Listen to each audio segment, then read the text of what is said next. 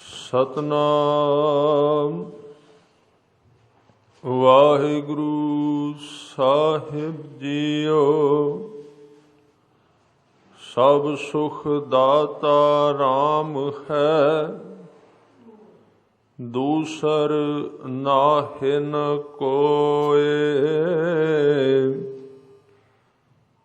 ਕਹੋ ਨਾਨਕ ਸੁਨ ਰੇ ਮਨਾ, ਤਿਹ ਸਿਮਰਤ ਗਤ ਹੋਏ। ਸਭ ਸੁਖ ਦਾਤਾ ਰਾਮ ਹੈ, ਦੂਸਰ ਨਾਹਿਨ ਕੋਇ। ਕਹੋ ਨਾਨਕ ਸੁਨ ਰੇ ਮਨਾ,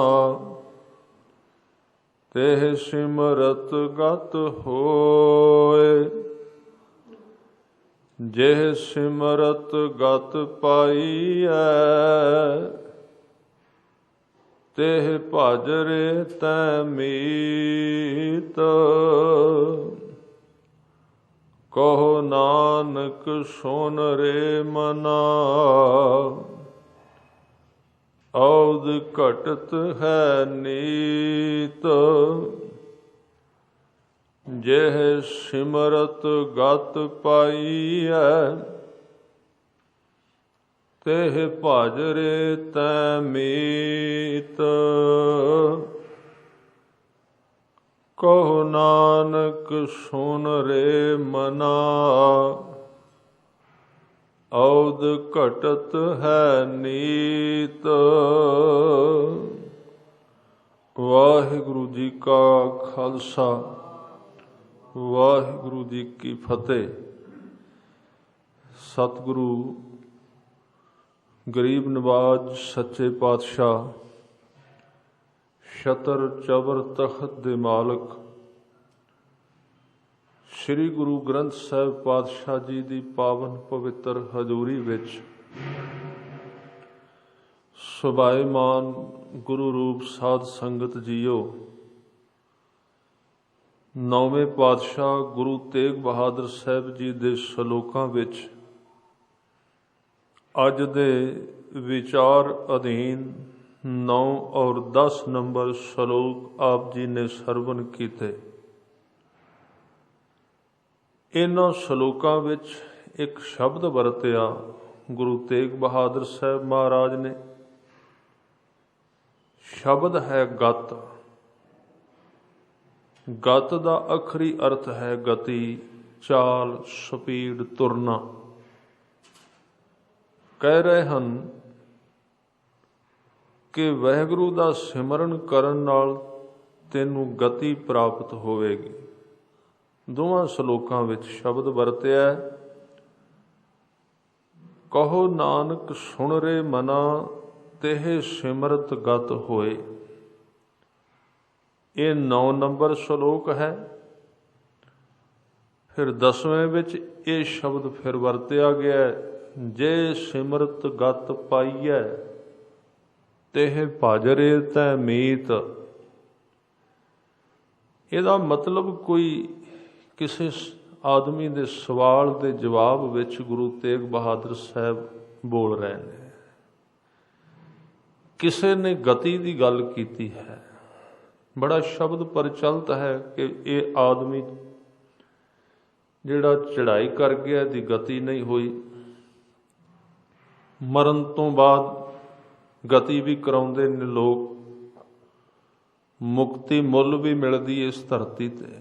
ਇਹ ਨਹੀਂ ਪਤਾ ਕਿ ਉਹ ਕਿਵੇਂ ਦੀ ਹੈ। ਗਤੀ ਸ਼ਬਦ ਵੀ ਵਰਤਿਆ ਜਾਂਦਾ। ਸਤਿਗੁਰੂ ਕਹਿੰਦੇ ਪਹਿਲਾਂ ਤੇ ਇਸ ਗਤੀ ਦੇ ਆਪਾਂ ਭਾਵ ਸਮਝੀਏ ਕੀ ਨੇ। ਗਤੀ ਹੈ ਕਿ ਗਤੀ ਦਾ ਅਰਥ ਇਸ ਚਾਲ, ਤੁਰਨਾ। ਜਿਵੇਂ ਇੱਕ ਆਦਮੀ ਸਵੇਰੇ ਆਪਣੇ ਸਾਧਨ ਤੇ ਸਫ਼ਰ ਕਰਨਾ ਸ਼ੁਰੂ ਕਰਦਾ ਤੇ ਉਹਦਾ ਇੱਕ 2 ਚੀਜ਼ਾਂ ਨੇ ਉਹਦੇ ਕੋਲ, ਇੱਕ ਮਾਰਗ ਤੇ ਇੱਕ ਮੰਜ਼ਿਲ। ਮਾਰਗ ਤੇ ਉਹਨੇ ਤੁਰਨਾ ਹੁੰਦਾ ਹੈ ਤੇ ਮੰਜ਼ਿਲ ਤੇ ਉਹਨੇ ਪਹੁੰਚਣਾ ਹੁੰਦਾ ਹੈ। ਜਿਵੇਂ ਇੱਥੋਂ ਤੁਰਨੇ ਆ, ਅਸੀਂ ਦਰਸ਼ਨ ਕਰਨ ਜਾਣਾ ਸ੍ਰੀ ਦਰਬਾਰ ਸਾਹਿਬ, ਤਾਂ ਸਾਡੀ ਮੰਜ਼ਿਲ ਹੈ ਸ੍ਰੀ ਦਰਬਾਰ ਸਾਹਿਬ ਅੰਮ੍ਰਿਤਸਰ। ਸਾਡਾ ਮਾਰਗ ਹੈ ਜਿਹੜੀ ਸੜਕ ਉੱਥੋਂ ਤੱਕ ਜਾਂਦੀ ਹੈ। ਤੇ ਤੀਜੀ ਚੀਜ਼ ਅਸੀਂ ਵੇਖਦੇ ਹਾਂ ਵੀ ਕਿੰਨੇ ਘੰਟਿਆਂ ਵਿੱਚ ਪਹੁੰਚਾਂਗੇ, ਕਿੰਨੀ ਸਪੀਡ ਤੇ ਜਾਣਾ, ਕਿੰਨੀ ਗਤੀ ਤੇ ਜਾਣਾ। ਉਹ ਗਤੀ ਜੇ ਹੋਵੇਗੀ, ਚਾਲ ਹੋਵੇਗੀ ਤੇ ਤਾਂ ਪਹੁੰਚਾਂਗੇ। ਜੇ ਚਾਲ ਵਿੱਚ ਫਰਕ ਪੈ ਗਿਆ, ਰਾਹ ਵਿੱਚ ਫਰਕ ਪੈ ਗਿਆ, ਜਾਂ ਅਸੀਂ ਅਵੇਸਲੇ ਹੋ ਗਏ ਤੇ ਸਾਧ ਸੰਗਤ ਮੰਜ਼ਿਲ ਨਹੀਂ ਆਏਗੀ, ਸਿਰੇ ਤੇ ਨਹੀਂ ਲੱਗਾਂਗੇ। ਇਸ ਤਰ੍ਹਾਂ ਗੁਰੂ ਤੇਗ ਬਹਾਦਰ ਸਾਹਿਬ ਕਹਿ ਰਹੇ ਜ਼ਿੰਦਗੀ ਵੀ ਇੱਕ ਮਾਰਗ ਹੈ। ਜਨਮ ਤੋਂ ਲੈ ਕੇ ਮੌਤ ਤੋਂ ਪਹਿਲਾਂ ਪਹਿਲਾਂ ਅਸੀਂ ਕਿਸੇ ਮੰਜ਼ਿਲ ਤੇ ਜਾਣਾ ਹੈ, ਕਿਸੇ ਤੀਰਥ ਤੇ ਪਹੁੰਚਣਾ ਹੈ, ਕਿਸੇ ਅੰਮ੍ਰਿਤਸਰ ਵਿੱਚ ਪ੍ਰਵੇਸ਼ ਕਰ ਜਾਣਾ ਮੌਤ ਤੋਂ ਪਹਿਲਾਂ। ਜੇ ਮਰਨ ਤੋਂ ਪਹਿਲਾਂ ਉੱਥੇ ਨਹੀਂ ਪਹੁੰਚੇ ਤੇ ਫਿਰ ਕਹਿੰਦੇ ਨੇ ਰਾਹ ਵਿੱਚ ਰਹਿ ਗਏ, ਹੁਣ ਗਤੀ ਨਹੀਂ, ਗਤੀ ਘੱਟ ਰਹਿ ਗਈ ਸੀ, ਮੰਜ਼ਿਲ ਤੇ ਗਏ ਨਹੀਂ। ਹੋਰ ਪਾਸਿਆਂ ਵੱਲ ਅਸੀਂ ਕੰਮ ਕਰਦੇ ਰਹੇ। ਜਿਵੇਂ ਕਿ ਗੁਰੂ ਗ੍ਰੰਥ ਸਾਹਿਬ ਸੱਚੇ ਪਾਤਸ਼ਾਹ ਜੀ ਦੀ ਬਾਣੀ ਵਿੱਚ ਇਹ ਬਚਨ ਆਉਂਦੇ ਨੇ, ਕਹਿੰਦੇ ਨੇ ਜਿਹੜੇ ਕੰਮ ਨੂੰ ਤੂੰ ਕਰਨ ਵਾਸਤੇ ਆਇਆ, ਜੋ ਕੁਝ ਤੂੰ ਖਰੀਦਣ ਵਾਸਤੇ ਆਇਆ, ਉਹ ਹੋਰ ਚੀਜ਼ ਹੈ, ਤੂੰ ਹੋਰ ਪਾਸੇ ਆਪਣਾ ਸਮਾਂ ਲਾਈ ਜਾ ਰਿਹਾ ਹੈ। ਰਾਹ ਵਿੱਚ ਜਿਵੇਂ ਸਮਾਂ ਮਨੁੱਖ ਕਿਤੇ ਹੋਰ ਉਲਝ ਜਾਏ ਤੇ ਉਹ ਜਦੋਂ ਵਾਪਸੀ ਤੇ ਆਉਣਾ ਹੈ, ਉਹ ਕੰਮ ਵਿੱਚ ਹੀ ਰਹਿ ਗਿਆ, ਫਾਲਤੂ ਚੀਜ਼ਾਂ ਦੇ ਵਿੱਚ ਸਮਾਂ ਗੁਜ਼ਾਰ ਦਿੱਤਾ। ਸਤਿਗੁਰੂ ਨੇ ਇਹਨੂੰ ਬਾਜ਼ਾਰ ਵੀ ਕਿਹਾ। ਬਾਜ਼ਾਰ ਵਿੱਚ ਅਸੀਂ ਜਾਂਦੇ ਹਾਂ, ਉੱਥੋਂ ਮੰਨ ਲਓ ਅਸੀਂ ਕੋਈ ਵਸਤੂ ਸਰੀਰ ਦੇ ਗੁਜ਼ਾਰੇ ਲਈ ਖਰੀਦ ਕੇ ਲਿਆਉਣੀ ਹੈ, ਤੇ ਬਾਜ਼ਾਰ ਵਿੱਚ ਤੇ ਇੱਕ ਤੋਂ ਲੈ ਕੇ 100 ਸਾਰੀਆਂ ਚੀਜ਼ਾਂ ਨੇ, ਅਸੀਂ ਇੱਕੋ ਖਰੀਦਣੀ ਹੈ ਜਿਹੜੀ ਸਾਨੂੰ ਜ਼ਰੂਰਤ ਹੈ, ਸਾਡੀ ਲੋੜ ਹੈ। ਪਰ ਜੇ ਕੋਈ ਗ੍ਰਾਹਕ ਬਾਜ਼ਾਰ ਦੇ ਇੱਕ ਸਿਰੇ ਤੋਂ ਪਹਿਲੀ ਦੁਕਾਨ ਤੋਂ ਲੈ ਕੇ ਤੁਰੇ ਤੇ ਸਾਧ ਸੰਗਤ ਸਾਰਾ ਕੁਝ ਤਾਂ ਦੇਖਣ ਲੱਗੇ ਤੇ ਇੱਕ ਦੁਕਾਨ ਵਿੱਚ ਹੀ ਸਾਰੀ ਦਿਹਾੜੀ ਲੈ ਜਾਏਗੀ। ਜਿਵੇਂ ਆਦਤ ਹੈ ਆਦਮੀ ਦੀ, ਲੈਣ ਇੱਕ ਜਾਂਦਾ, ਵੇਖਦਾ 50-100, ਤਾਂ ਉਹ ਸਮਾਂ ਗਵਾ ਲਿਆ। ਜਿਹੜੀ ਵਸਤੂ ਲੈਣ ਗਿਆ ਸੀ ਉਹਦੇ ਲਈ ਸਮਾਂ ਹੀ ਨਹੀਂ ਬਚਿਆ, ਦੂਜੀਆਂ ਵੇਖਦਾ ਰਿਹਾ ਤੇ ਇੰਨੇ ਚਿਰ ਨੂੰ ਰਾਤ ਪੈ ਗਈ, ਦੁਕਾਨ ਵਾਲੇ ਨੇ ਦੁਕਾਨ ਬੰਦ ਕਰ ਦਿੱਤੀ, ਖਾਲੀ ਮੋੜ ਆਇਆ। ਇਸੇ ਤਰ੍ਹਾਂ ਅਕਾਲ ਪੁਰਖ ਵਾਹਿਗੁਰੂ ਨੇ ਸਾਨੂੰ ਇੱਕ ਪਹਿਲਾਂ ਹੀ ਮਾਇਆ ਦੇ ਕੇ ਭੇਜੀ, ਧਨ ਦਿੱਤਾ, ਇੱਕ ਪੂੰਜੀ ਦੇ ਕੇ ਵਿੱਚ ਸਰੀਰ ਦੇ ਪਾ ਦਿੱਤੀ ਕਿ ਇਹ ਤੇਰੇ ਅੰਦਰ ਜਿਹੜੇ ਸਵਾਸ ਚੱਲ ਰਹੇ ਨੇ ਪੂੰਜੀ ਹੈ। ਪਵਨ ਪੂੰਜੀ ਪ੍ਰਗਾਸਿਓ, ਕਬੀਰ ਜੀ ਦਾ ਸ਼ਬਦ ਪੂੰਜੀ ਹੈ। ਪੂੰਜੀ ਦਾ ਮਤਲਬ ਹੁੰਦਾ ਜਦੋਂ ਕੋਈ ਵਪਾਰੀ ਵਪਾਰ ਕਰਨ ਜਾਂਦਾ ਹੈ ਤੇ ਉਹਦੇ ਕੋਲ ਪਹਿਲਾਂ ਕੁਝ ਨਾ ਕੁਝ ਮਾਇਆ ਹੋਣੀ ਚਾਹੀਦੀ ਜਿਹਦੇ ਨਾਲ ਖਰੀਦੇਗਾ। ਪਾਪ ਪੁੰਨ ਦੋਇ ਬੈਲ ਵਿਸਾਹੇ, ਪਵਨ ਪੂੰਜੀ ਪ੍ਰਗਾਸਿਓ। ਪਾਪ ਤੇ ਪੁੰਨ ਦੋ ਬੈਲ ਨੇ ਇਸ ਸਰੀਰ ਵਿੱਚ, ਤੇ ਪਵਨ ਰੂਪੀ, ਪਵਨ ਦਾ ਅਰਥ ਹੈ ਸਵਾਸ ਰੂਪੀ ਧਨ ਵਾਹਿਗੁਰੂ ਨੇ ਸਾਡੇ ਸਰੀਰ ਦੇ ਵਿੱਚ ਪਾ ਦਿੱਤਾ। ਜਨਮ ਜਦੋਂ ਦਿੱਤਾ ਤੇ ਸਭ ਤੋਂ ਪਹਿਲਾਂ ਬੰਦਾ ਸੰਸਾਰ ਵਿੱਚ ਆ ਕੇ ਹੋਰ ਕੁਝ ਨਹੀਂ ਕਰਦਾ। ਸਾਡਾ ਪਹਿਲਾ ਕਰਮ ਕੀ? ਜਦੋਂ ਜਨਮ ਲਿਆ, ਜਨਮ ਸਮੇਂ ਕੋਈ ਪਹਿਲਾ ਕਰਮ ਨਹੀਂ, ਨਾ ਵੇਖਨੇ ਆ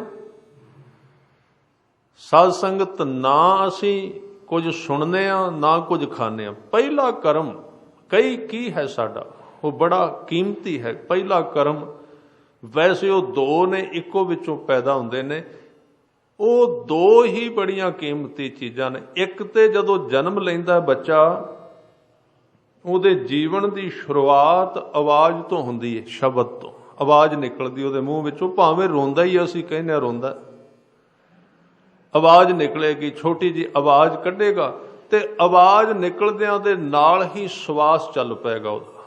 ਜਿੰਨਾ ਚਿਰ ਆਵਾਜ਼ ਨਹੀਂ ਨਾ ਆਉਂਦੀ, ਸਵਾਸ ਨਹੀਂ ਚੱਲਦਾ ਬੱਚੇ ਦਾ।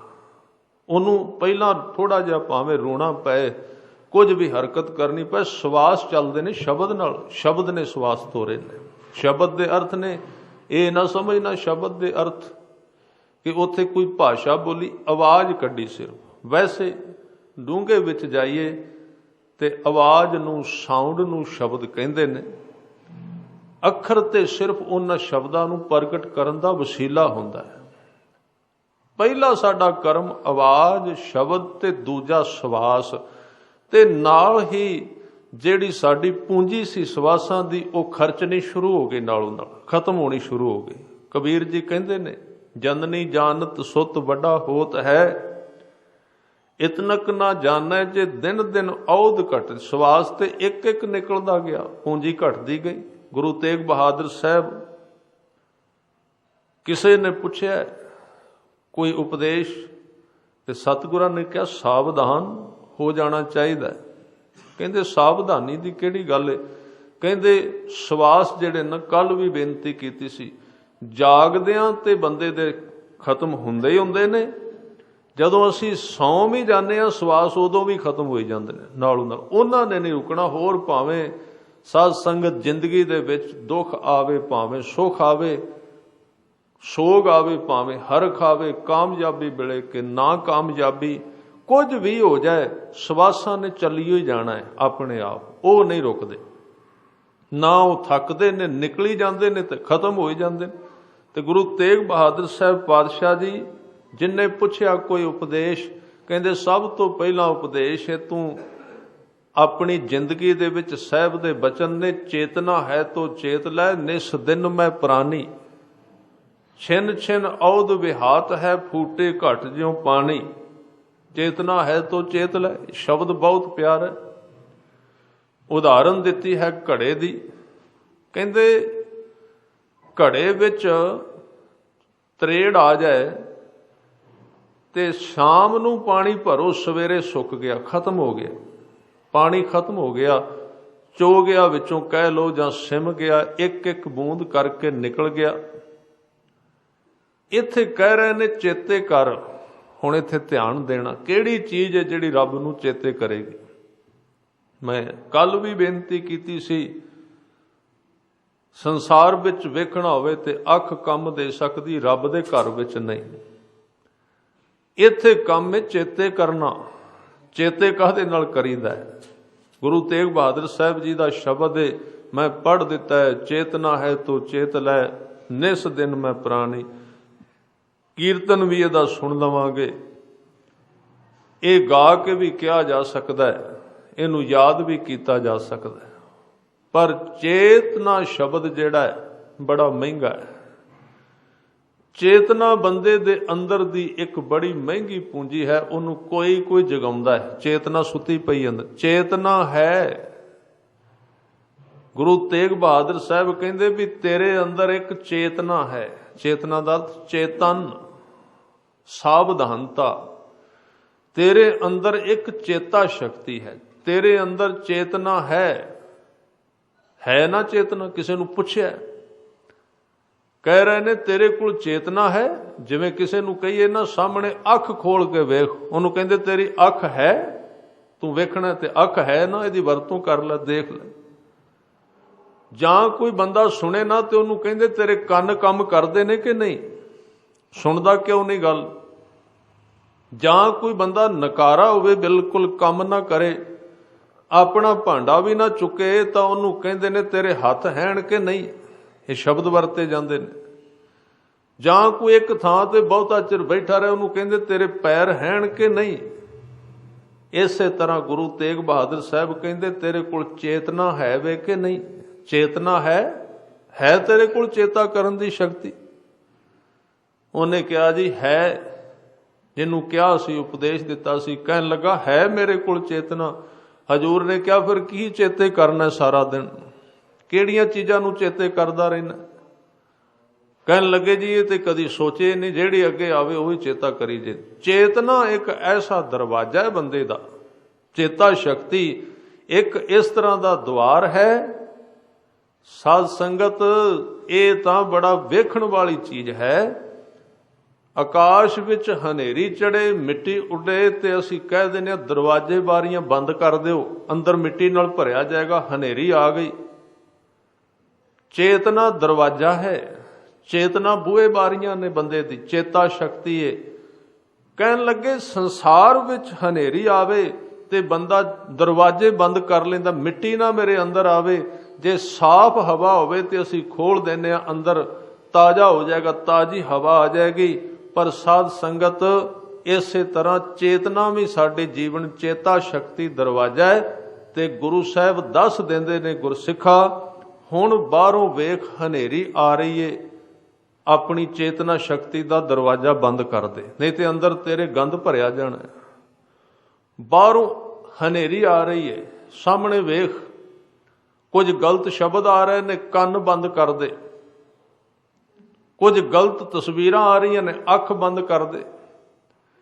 जे तू ये दरवाजे बंद ना कीते ते फिर तेरा अंदरला दरवाजा कम नहीं करेगा। कबीर जी ने तां ही वचन कीते, कहन लगे मूंद लिए दरवाजे, दरवाजे मुंद ले, बूहे बारियां बंद कर ली। कबीर जी का शब्द। दरवाजे जिन्ना चिर दूजे बंद नहीं हुंदे, मत समझना कोई बाणी साडे जीवन विच आएगी। क्योंकि उधरों दरवाजा बंद होवे ते तां इधर खुले ना कुछ, वो तो बंद हो ही नहीं, वो तो रज के खोले। वो दरवाजे बंद कर, बंद का इत्थे मतलब है उन्हां दी लोड़ अनुसार वरतों कर, ध्यान दिओ। बंद का भाव यह है कि लोड़ जिन्नी है उन्ना वरत लै, एवें ना दिन रात खोली रखी। लोड़ पैंदा ते बंदा दरवाजा खोलदा, नाल ही लॉक कर दिंदा। पर आ जिंदगी दे दरवाजे ने, जिन्हों गुरु तेग बहादुर साहब कहंदे 9 द्वारे प्रगट किए। आ जिहड़े 9 दरवाजे प्रगट कीते ने, इन्हां दियां ते साध संगत ताकियां ही गल गईयां, कदे दी सिਉਂਖ खा गई। ये तो खोल ही दिते असी सारे, जो मर्जी वेखो, जो मर्जी सुनो, जिन्ना मर्जी खाओ, जो मर्जी बोलो, इहदियां ते ताकियां उड़ गईयां साध संगत। बस जो आउंदा विच वड़ जांदा है। असी भी तैयार हाँ, साडी आदत ही बन गई। ते इस लई साडा जिहड़ा घर है, जिवें किसी घर का दरवाजा ना होवे, साध संगत खिड़की ना लगी होवे, ओदा घर कूड़े नाल लबालब भर जांदा है। साडी जिंदगी दुख नाल भरी इदों गई है। साडा जीवन साध संगत चिंता नाल ते होर चीज़ां नाल भरे ही तां गया है। असी अपने शरीर दे इन्हां दरवाजियां बारे कदी जाणे ही नहीं है कि कदों बंद करने ने, कदों खोलने ने। इन्हां दी वरतों गलत हो गई। इसलिए कबीर जी कहते मूंद लिए दरवाजे, मैं अपने दरवाजे ने जिहड़े जिंदगी दे, उन्हां दी वरतों करना। समय ते खोल भी लेना, ये नहीं भी खोलदा नहीं, हाँ खुलदे जरूर ने, पर दिन रात नहीं। लोड़ पैण ते खोलना, लोड़ पैण ते बंद कर देना। बेनती कर रहा सी सतगुरु कहंदे, जिवें तेरे कोल अखां ने, जिवें तेरे कोल कन है, मूँह है, इस तरह तेरे कोल एक चेतना का दरवाजा है। इस बच्चे को थोड़ा जा एक थां ते बिठा दिओ, एकाग्रता नहीं बनती। सो आप जी फिर ध्यान जां इसनूं बाहर खेडण दिओ, इहने बहना नहीं, इत्थे बाहर फिरेगा। सो ये आप जी नूं ध्यान रखना चाहिए है, अपने मोबाइल फोन बच्चों नूं सारिआं नूं, क्योंकि तुसी मेरे वल वेख रहे हो, पर मेरा ध्यान फिर खिलरदा है जदों इधर उधर कुछ हुंदा है। एक बारी प्यार सहित फिर एकाग्रता बनाओ।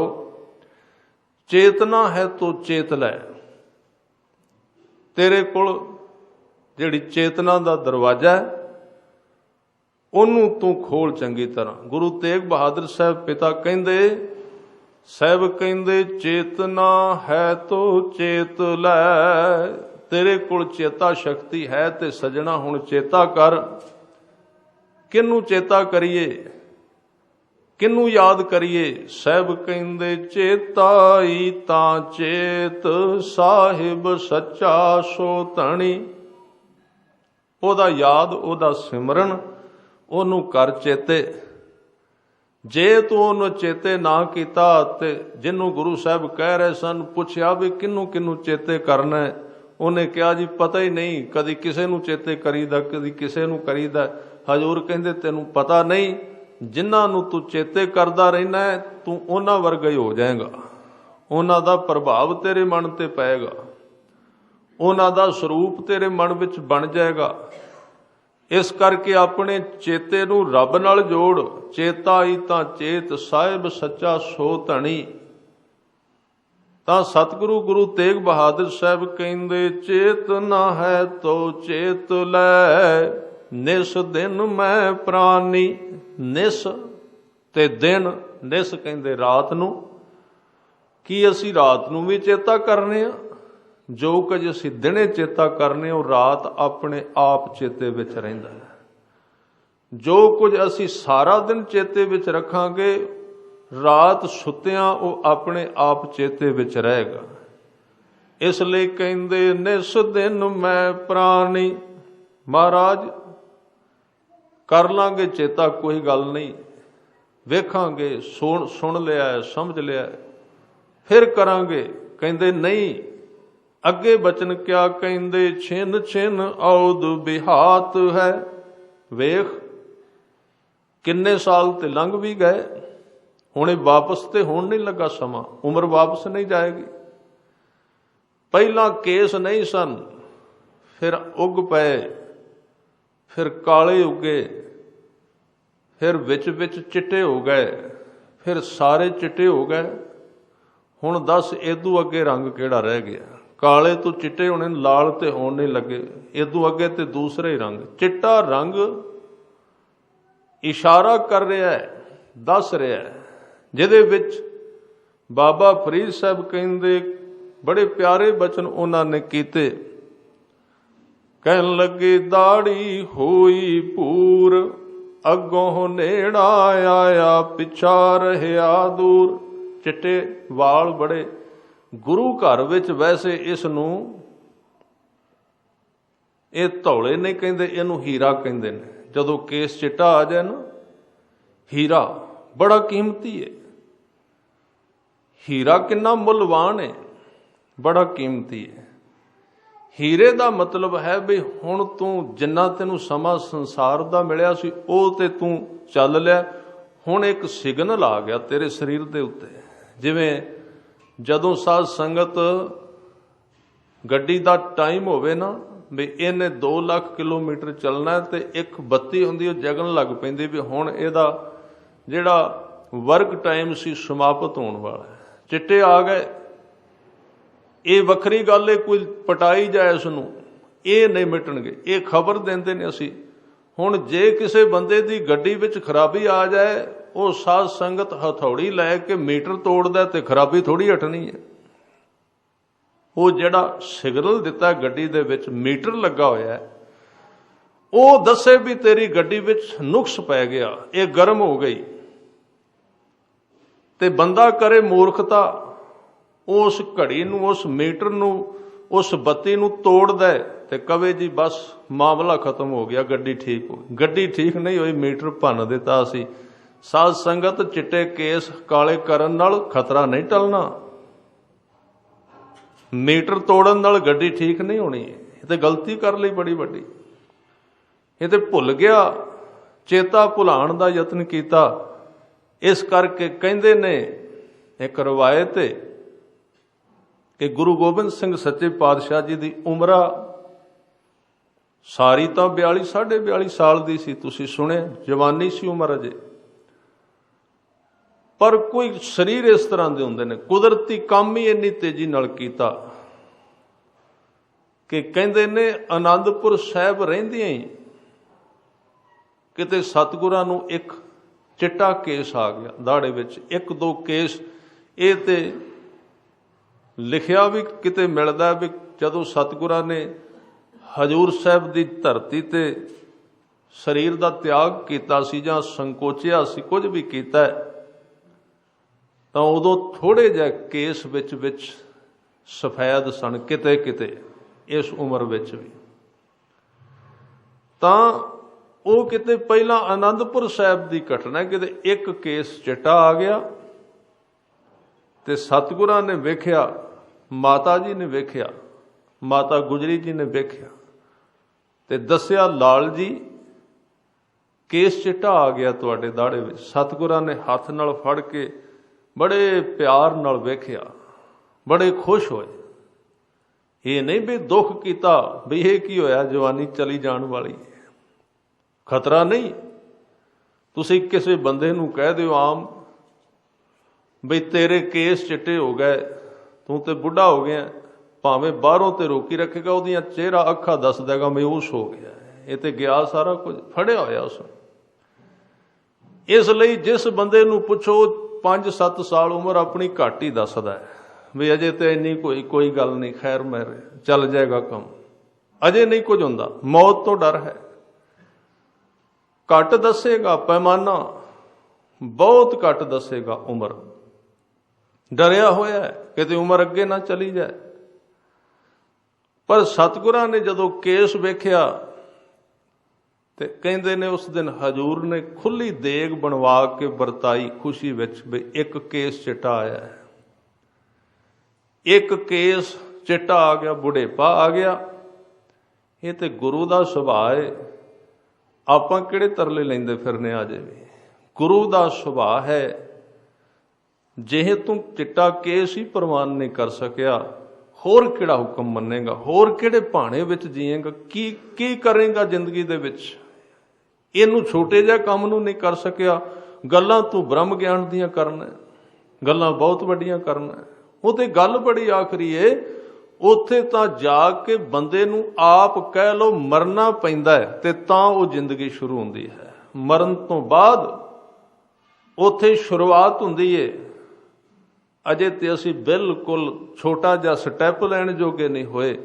ਇਹ ਤੇ ਸਾਧ ਸੰਗਤ ਕੇਵਲ ਸਵਾਦ ਲੈਂਦਾ ਬੰਦਾ, ਸਮਾਧੀ ਕਿਵੇਂ ਲੱਗਦੀ, ਧਿਆਨ ਕਿਵੇਂ ਲੱਗਦਾ, ਗੱਲ ਕੋਈ ਨਹੀਂ ਵੱਡੀ। ਸਾਧ ਸੰਗਤ ਹਜ਼ੂਰ ਨੇ ਕਿਹਾ ਮਰਨ ਵਾਸਤੇ ਤਿਆਰ ਹੋ, ਅੰਦਰੋਂ ਆਪਣਾ ਆਪ ਸੌਂਪਣ ਲਈ ਤਿਆਰ ਹੋ, ਅਗਲੀ ਦੁਨੀਆ ਤੇਰੇ ਸਾਹਮਣੇ ਆ ਜਾਏਗੀ, ਉਸ ਤੋਂ ਪਹਿਲਾਂ ਨਹੀਂ। ਇਸ ਕਰਕੇ ਬੇਨਤੀ ਕਰ ਰਿਹਾ ਸੀ ਕਿ ਇਹ ਅਵਸਥਾ ਸਰੀਰ ਦੀ, ਸਤਿਗੁਰੂ ਦੇ ਬਚਨ ਗੁਰੂ ਤੇਗ ਬਹਾਦਰ ਸਾਹਿਬ ਕਹਿੰਦੇ ਨਿਸ ਦਿਨ ਮੈਂ ਪ੍ਰਾਣੀ ਛਿਨ ਛਿਨ ਔਦ ਵਿਹਾਤ ਹੈ, ਫੂਟੇ ਘਟ ਜਿਉਂ ਪਾਣੀ ਘਟ ਕਹਿੰਦੇ ਨੇ ਘੜੇ ਨੂੰ। ਫੂਟੇ ਦਾ ਅਰਥ ਜਿਸ ਘੜੇ ਨੂੰ ਤੇੜ ਆ ਜਾਏ ਉਹਦੇ ਵਿੱਚੋਂ ਪਾਣੀ ਦੀ ਇੱਕ ਇੱਕ ਬੂੰਦ ਕਰਕੇ ਨਿਕਲ ਜਾਂਦੀ ਹੈ, ਖਤਮ ਹੋ ਜਾਂਦੀ ਹੈ। ਇਸੇ ਤਰ੍ਹਾਂ ਇਸ ਸਰੀਰ ਦੇ ਵਿੱਚ ਜਿਹੜੀ ਗੱਲ ਮੈਂ ਸ਼ੁਰੂ ਕੀਤੀ ਤੁਹਾਡੇ ਨਾਲ ਕਿ ਸਾਨੂੰ ਇੱਕ ਧਨ ਦੇ ਕੇ ਸਵਾਸਾਂ ਦਾ ਭੇਜਿਆ, ਨਿਕਲੀ ਜਾਂਦੇ ਨੇ ਨਾਲੋਂ ਨਾਲ, ਉਹਦੇ ਨਾਲ ਅਸੀਂ ਵਿਹਾਂਜਣਾ ਸੀ, ਪਰਮਾਤਮਾ ਦਾ ਨਾਮ ਸਿਮਰਨ ਕਰਨਾ ਸੀ, ਸਵਾਸ ਜੁੜਨਾ ਸੀ ਉਹਦੇ ਨਾਲ।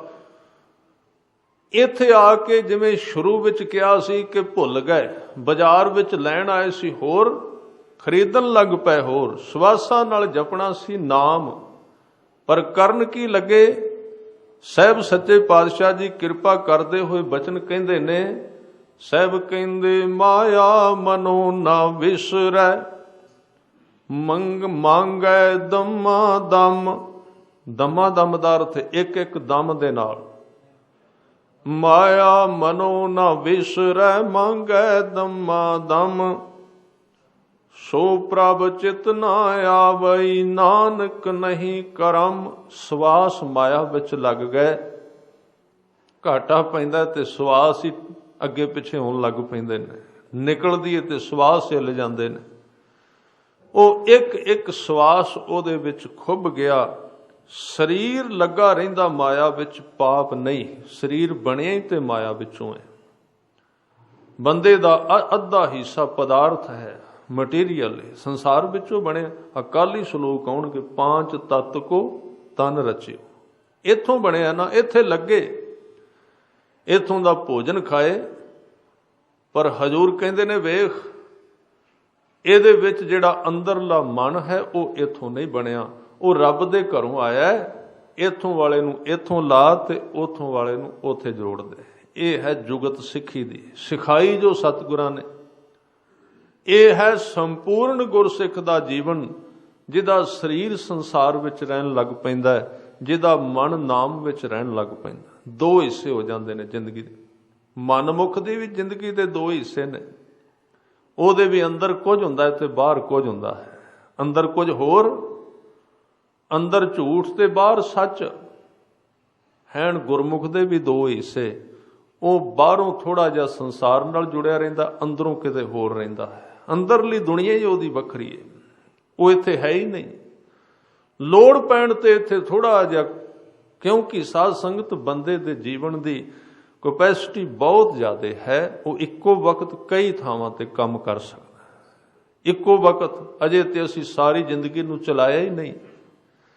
ਇਸ ਕਰਕੇ ਕਹਿੰਦੇ ਸਮਾਂ ਬੜਾ ਕੀਮਤੀ। ਗੁਰੂ ਤੇਗ ਬਹਾਦਰ ਸਾਹਿਬ ਜੀ ਕਹਿ ਰਹੇ ਨੇ, ਫੂਟੇ ਘਟ ਜਿਉਂ ਪਾਣੀ, ਜਿਵੇਂ ਟੁੱਟੇ ਹੋਏ ਘੜੇ ਦਾ ਪਾਣੀ ਨਿਕਲਦਾ ਜਾਂਦਾ ਹੈ ਤੇ ਉਹ ਖਤਮ ਹੋ ਜਾਂਦਾ ਹੈ, ਉਹਨੂੰ ਤੇੜ ਆ ਜਾਂਦੀ। ਉਹ ਤੇ ਚਲੋ 4 ਦਿਨ ਖਲੋ ਕੇ ਤੇੜ ਆਈ, ਪਾਣੀ ਖਤਮ ਹੋ ਗਿਆ। ਬੰਦਾ ਤੇ ਜਿੱਦਣ ਜਨਮ ਲੈਂਦਾ ਹੈ, ਸਰੀਰ ਦੇ ਘੜੇ ਨੂੰ ਪਹਿਲੇ ਦਿਨ ਹੀ ਤੇੜ ਆ ਜਾਂਦੀ ਹੈ। ਇੱਕ ਇੱਕ ਬੂੰਦ ਜੀਵਨ ਦੀ ਬਾਹਰ ਡਿੱਗਣ ਲੱਗ ਪੈਂਦੀ, ਸਵਾਸ ਪਹਿਲੇ ਦਿਨ ਹੀ ਆਉਣ ਲੱਗ ਪੈਂਦੇ। ਅੰਦਰ ਦਾ ਧਨ ਜਿਹਦੇ ਨਾਲ ਨਾਮ ਵਿਹਾਜਣਾ ਸੀ, ਸਾਰੇ ਨਹੀਂ ਇੱਕੋ ਜਿਹੇ, ਉਹ ਵੀ ਇਸ ਧਰਤੀ ਤੇ ਨੇ, ਜਿਨ੍ਹਾਂ ਨੂੰ ਸਾਹਿਬ ਕਹਿੰਦੇ ਦਮ ਦਮ ਸਦਾ ਸੰਭਾਲਦਾ, ਦਮ ਨਾ ਬਿਰਥਾ ਜਾਏ। ਉਹਨਾਂ ਨੇ ਇਸ ਧਨ ਨਾਲ ਨਾਮ ਖਰੀਦ ਲਿਆ, ਅੰਦਰ ਵਣਜ ਕਰ ਲਿਆ, ਅੰਦਰ ਉਹਨਾਂ ਦਾ ਟਿਕ ਗਿਆ, ਉਹਨਾਂ ਦਾ ਜੀਵਨ ਪ੍ਰਵਾਨ ਹੋ ਗਿਆ। ਤੇ ਜਦੋਂ ਸਤਿਗੁਰਾਂ ਨੇ ਚੇਤਨਾ ਵਾਲੇ ਨੂੰ ਸਮਝਾਇਆ ਵੀ ਚੇਤਨਾ ਦੇ ਨਾਲ ਚੇਤਾ ਕਰ, ਫਿਰ ਉਹਨੇ ਕਿਹਾ ਕਿ ਮਹਾਰਾਜ ਕੋਈ ਗੱਲ ਨਹੀਂ, ਕਰ ਲਾਂਗੇ, ਠਹਿਰ ਕੇ ਵੇਖ ਲਵਾਂਗੇ, ਕਰਾਂਗੇ। ਤੇ ਸਤਿਗੁਰੂ ਨੇ ਇੱਕ ਬਚਨ ਕਿਹਾ, ਕਹਿੰਦੇ ਹਰ ਗੁਣ ਕਾਹੇ ਨਾ ਗਾਵਹੀ, ਮੂਰਖ ਅਗਿਆਨਾ, ਝੂਠੇ ਲਾਲਚ ਲਾਗ ਕੇ ਨੈ ਮਰਨ ਪਛਾਨਾ। ਪਹਿਲਾਂ ਤੇ ਬੰਦਾ ਮੰਨਦਾ ਨਹੀਂ। ਵੇਖੋ ਬਹਾਨੇਬਾਜ਼ੀ ਕਿੱਡੀ ਵੱਡੀ। ਜਦੋਂ ਜਵਾਨੀ ਉਦੋਂ ਬਹਾਨਾ ਹੈ ਵੀ ਕੋਈ ਨਹੀਂ, ਅਜੇ ਤਾਂ ਹੈ ਵਕਤ। ਤੇ ਜਦੋਂ ਬੁਢੇਪਾ ਆ ਗਿਆ ਉਦੋਂ ਕਹਿੰਦਾ ਜੀ ਹੁਣ ਕਰੀਏ ਕੀ, ਹੁਣ ਤੇ ਕਰ ਹੀ ਨਹੀਂ ਸਕਦੇ। ਹਜ਼ੂਰ ਦੇ ਘਰ ਵਿੱਚ ਇੱਕ ਆਸ ਹੈ। ਸਤਿਗੁਰੂ ਕਦੀ ਕਿਸੇ ਨੂੰ ਨਹੀਂ ਕਹਿੰਦੇ ਕਿ ਤੂੰ ਗਿਆ ਗੁਜ਼ਰਿਆ ਹੁਣ ਨਹੀਂ ਤੂੰ ਕੁਝ ਕਰ ਸਕਦਾ, ਇਹ ਕਦੀ ਕਿਹਾ ਹੀ ਨਹੀਂ ਕਿਸੇ ਨੂੰ। ਸਾਧ ਸੰਗਤ ਗੁਰੂ ਤੇ 5 ਮਿੰਟ ਬੰਦੇ ਦੀ ਮੌਤ ਤੋਂ ਪਹਿਲਾਂ ਵੀ ਨਹੀਂ ਕਹਿਣਗੇ ਵੀ ਅਜੇ ਤੂੰ ਕੁਝ ਨਹੀਂ ਕਰ ਸਕਦਾ, ਫਿਰ ਵੀ ਕਹਿਣਗੇ ਹੋ ਸਕਦਾ ਹੈ। ਕਿਉਂਕਿ ਜੇ ਉਸ 5 ਮਿੰਟਾਂ ਦੇ ਵਿੱਚ ਵੀ ਕਿਤੇ ਪਿਆਰ ਜਾਗ ਪਿਆ ਤੇ ਸਮਝ ਲਓ ਕਿ ਬੀਜ ਤੇ ਬੀਜਿਆ ਗਿਆ ਨਾ, ਬੀਜ ਬੀਜਿਆ ਗਿਆ, ਕਦੀ ਉੱਗ ਪਏਗਾ। ਅਸੀਂ ਕਈ ਵਾਰੀ ਕਹਿੰਦੇ ਹਾਂ ਇਹ ਠੀਕ ਹੈ, ਇਹ ਵੀ ਸਤਿਗੁਰਾਂ ਨੇ ਕਿਹਾ ਵੀ ਤੂੰ ਯਤਨ ਕਰ ਧਰਮ ਦੇ ਮਾਰਗ ਤੇ ਐਵੇਂ ਬੈਠ ਕੇ ਸਮਾਂ ਨਾ ਗੁਜ਼ਾਰ। ਇਹ ਇੱਕ ਹਿੱਸਾ ਹੈ ਗਿਆਨ ਦਾ, ਪਰ ਸਾਧ ਸੰਗਤ ਦੂਜਾ ਹਿੱਸਾ ਇਹ ਹੈ ਜੇ ਕੁਝ ਵੀ ਨਾ ਕੀਤਾ ਆ ਹੀ ਗਏ। ਇਹ ਬੀਜ ਸ਼ਬਦ ਕੰਨਾਂ ਵਿੱਚ ਪਏ ਨੇ, ਅੱਜ ਨਹੀਂ ਤੇ ਕੱਲ ਸਮਾਂ ਪਾ ਕੇ ਇਹਨਾਂ ਨੇ ਜ਼ਰੂਰ ਉਗਣਾ ਹੈ। ਇਹ ਨਹੀਂ ਕਿ ਖਤਮ ਹੋ ਜਾਣਗੇ, ਜ਼ਰੂਰ ਉਗਣਗੇ। ਤਾਂ ਸਤਿਗੁਰੂ ਸੱਚੇ ਪਾਤਸ਼ਾਹ ਜੀ ਕਹਿੰਦੇ ਜਦੋਂ ਕਿਸੇ ਨੇ ਕਿਹਾ ਹੁਣ ਤਾਂ ਕੋਈ ਕਰ ਹੀ ਨਹੀਂ ਸਕਦਾ, ਤੇ ਗੁਰੂ ਤੇਗ ਬਹਾਦਰ ਸਾਹਿਬ ਇਸੇ ਸ਼ਬਦ ਵਿੱਚ ਕਹਿੰਦੇ ਅਜ ਹੂੰ ਕਛ ਬਿਗੜਿਓ ਨਹੀਂ, ਜੋ ਪ੍ਰਭ ਗੁਣ ਗਾਵੇ ਅਜੇ ਵੀ ਤੇਰਾ ਕੁਝ ਨਹੀਂ ਵਿਗੜਿਆ, ਅਜੇ ਵੀ ਤੇਰੇ ਕੋਲ ਵਕਤ ਹੈ। ਅਜ ਹੂੰ ਕਛ ਬਿਗੜਿਓ ਨਹੀਂ, ਜੋ ਪ੍ਰਭ ਗੁਣ ਗਾਵੇ, ਕਹੋ ਨਾਨਕ ਤੇ ਭਜਨ ਤੇ ਨਿਰਭੈ ਪਦ ਪਾਵੇ। ਉਹਦੀ ਬੰਦਗੀ ਦੇ ਵਿੱਚੋਂ ਨਿਰਭੈਤਾ ਦਾ ਇੱਕ ਫਲ ਪ੍ਰਾਪਤ ਹੁੰਦਾ ਹੈ। ਮੈਂ ਗੱਲ ਕਰ ਰਿਹਾ ਸੀ, ਇੱਕ ਸ਼ਬਦ ਵਰਤਿਆ ਇਹਨਾਂ 9 ਤੇ 10 ਨੰਬਰ ਸ਼ਲੋਕਾਂ ਵਿੱਚ ਗਤ 2 ਵਾਰੀ ਆਇਆ ਤੇ ਗਤੀ ਦੇ ਅਰਥ ਨੇ ਚਾਲ। ਕਹਿਣ ਤੋਂ ਭਾਵ ਅਸੋਂ ਜਦੋਂ ਜਨਮ ਲਿਆ ਤੇ ਕਿਤੇ ਪਹੁੰਚਣਾ ਹੈ ਮੌਤ ਤੋਂ ਪਹਿਲਾਂ ਪਹਿਲਾਂ, ਜਨਮ ਲਿਆ ਤੇ ਮੌਤ ਤੋਂ ਪਹਿਲਾਂ ਪਹਿਲਾਂ ਨਾਮ ਤੱਕ ਪਹੁੰਚਣਾ ਹੈ। ਸਾਡੇ ਅੰਦਰ ਪਾ ਕੇ ਭੇਜਿਆ, ਅਸੀਂ ਬਾਹਰੋਂ ਜਪਣਾ ਤੇ ਪ੍ਰਗਟ ਕਰ ਲੈਣਾ। ਜੇ ਤੇ ਉਹਦੇ ਤੱਕ ਪਹੁੰਚ ਗਏ ਤੇ ਸਾਧ ਸੰਗਤ ਗਤੀ ਹੋ ਗਈ, ਫਿਰ ਤੇ ਮੰਜ਼ਿਲ ਤੇ ਚਲੇ ਗਏ, ਮਾਰਗ ਦੀ ਵਰਤੋਂ ਕਰ ਲਈ।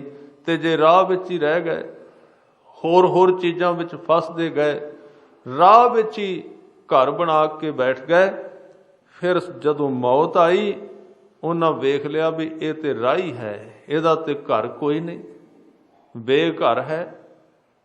ਫਿਰ ਉਹਨੂੰ ਜਿਵੇਂ ਦੀ ਵਾਸ਼ਨਾ ਸੀ ਉਵੇਂ ਦੇ ਜੀਵਨ, ਉਵੇਂ ਦੀਆਂ ਜੂਨਾਂ ਨਵੀਆਂ ਵੀ ਬਣਦੀਆਂ ਰਹਿੰਦੀਆਂ ਨੇ ਕੁਦਰਤ ਵਿੱਚ, ਜ਼ਰੂਰੀ ਨੇ ਜਿੰਨੀਆਂ ਬਣੀਆਂ ਨੇ। ਇਹ ਬੜਾ ਉਹਦਾ ਲੰਮਾ ਚੌੜਾ ਪਸਾਰਾ। ਜੇ ਹੀ ਸੁਰਤ ਤੇ ਹੀ ਰਾਹ ਜਾਏ, ਜਿਵੇਂ ਦੀ ਸੁਰਤ ਬਣਦੀ ਏ ਸਰੀਰ ਬਾਅਦ ਵਿੱਚ ਉਸ ਤਰ੍ਹਾਂ ਦਾ ਹੀ ਬਣਦਾ। ਜਿਵੇਂ ਦਾ ਸਾਡਾ ਅੰਦਰਲਾ ਢਾਂਚਾ ਹੈ ਉਹਨੂੰ ਉਵੇਂ ਦੀ ਦੇਹ ਚਾਹੀਦੀ ਹੈ। ਦੇਹ ਨਹੀਂ ਮਿਲਦੀ ਬਹੁਤੇ ਲੋਕਾਂ ਨੂੰ, ਜਿਹੜੇ ਬਹੁਤੇ ਮਾੜੇ ਨੇ ਉਹਨਾਂ ਨੂੰ ਵੀ ਨਹੀਂ ਮਿਲਦੀ, ਜਿਹੜੇ ਬਹੁਤੇ ਉੱਚੇ ਨੇ ਉਹਨਾਂ ਨੂੰ ਵੀ ਬੜੀ ਘੱਟ ਮਿਲਦੀ ਹੈ। ਦੋਵਾਂ ਨੂੰ ਬੜੀ ਵੱਡੀ ਇਹ ਰੁਕਾਵਟ ਆਉਂਦੀ ਦੇਹ ਪ੍ਰਾਪਤ ਕਰਨ ਵਿੱਚ। ਆ ਜਿਹੜਾ ਆਮ ਪ੍ਰਸ਼ਾਦੇ ਛਕਣ ਵਾਲਾ ਮਹਿਕਮਾ ਤੇ ਰੋਜ਼ ਜੰਮਦਾ ਤੇ ਰੋਜ਼ ਹੀ ਮਰਦਾ ਰਹਿੰਦਾ, ਕਿਉਂਕਿ ਦੇਹਾਂ ਬੜੀਆਂ ਨੇ, ਇਸ ਤਰ੍ਹਾਂ ਦੇ ਬਹੁਤ ਮਿਲ ਜਾਂਦੇ ਨੇ, ਬਾਕੀਆਂ ਨੂੰ ਦੇਹ ਨਹੀਂ ਮਿਲਦੀ। ਇਸ ਕਰਕੇ ਕਹਿੰਦੇ ਗਤੀ ਨੂੰ ਪ੍ਰਾਪਤ ਤਾਂ ਕਰੀਦਾ ਜੇ ਨਾਮ ਜਪੀਏ, ਗੁਰੂ ਦੇ ਹੁਕਮ ਵਿੱਚ ਤੁਰੀਏ। ਜਦੋਂ ਨਾਮ ਨਾਲ ਜੁੜਾਂਗੇ ਤੇ ਅਸੀਂ ਉਸ ਮਾਰਗ ਤੇ ਅਗਰਸਰ ਹੋ ਪਾਵਾਂਗੇ, ਤੁਰਦੇ ਜਾਵਾਂਗੇ। ਉਸ ਰਾਹ ਤੇ ਸਾਡੀ ਸੁਰਤ ਤੁਰੇਗੀ, ਸਰੀਰ ਨੇ ਨਹੀਂ ਜਾਣਾ। ਖਿਆਲ ਰੱਖਣਾ, ਸਾਨੂੰ ਜੋ ਕੁਝ ਸਮਝਾਇਆ ਗਿਆ ਨਾ ਉਹ ਧਰਮ ਨਹੀਂ ਹੁੰਦਾ ਬਹੁਤੀ ਵਾਰੀ। ਕਬੀਰ ਜੀ ਇੱਕ ਥਾਂ ਤੇ ਕਹਿੰਦੇ ਨੇ ਪੰਡਤ ਨੂੰ, ਕਹਿੰਦੇ ਇੰਨੇ ਲੋਕਾਂ ਨੂੰ ਪਿੱਛੇ ਲਾਈ ਫਿਰਨਾ, ਇਹਨਾਂ ਨੂੰ ਕੋਈ ਰਾਹ ਵੀ ਦੱਸ ਦੇ ਕਿੱਧਰ ਜਾਣਾ ਹੈ, ਇਹਨਾਂ ਨੂੰ ਕੋਈ ਕੰਢਾ ਵੀ ਦਿਖਾ ਵੀ ਕਿੱਧਰ ਹੈ ਗੱਲ, ਕੀ ਹੈ ਸਫ਼ਰ, ਕੀ ਹੈ ਮੰਜ਼ਿਲ, ਕਿੱਧਰ ਜਾਣਾ। ਬਸ ਵਿੱਚੇ ਵਿੱਚ ਆਪ ਵੀ ਤੂੰ ਆਪ ਡੁੱਬੇ ਚੌਬੇਦ ਮੈਂ ਚੇਲੇ ਦੀਏ ਬਹਾਏ। ਆਪ ਤੂੰ ਆ ਡੁੱਬਾ, ਇਹਨਾਂ ਨੂੰ ਵੀ ਡੋਬ ਦਿੱਤਾ। ਕਬਹੂ ਨਾ ਪਾਰ ਉਤਾਰ ਚਰਾਇਓ, ਤੂੰ ਕਦੀ ਇਹਨਾਂ ਨੂੰ ਰਾਹ ਨਹੀਂ ਦੱਸਿਆ। ਗੁਰੂ ਗ੍ਰੰਥ ਸਾਹਿਬ ਪਾਤਸ਼ਾਹ ਨੇ, ਗੁਰੂ ਸਾਹਿਬ ਨੇ ਸਾਨੂੰ ਰਾਹ ਦੱਸਿਆ। ਜਿੰਨਾ ਚਿਰ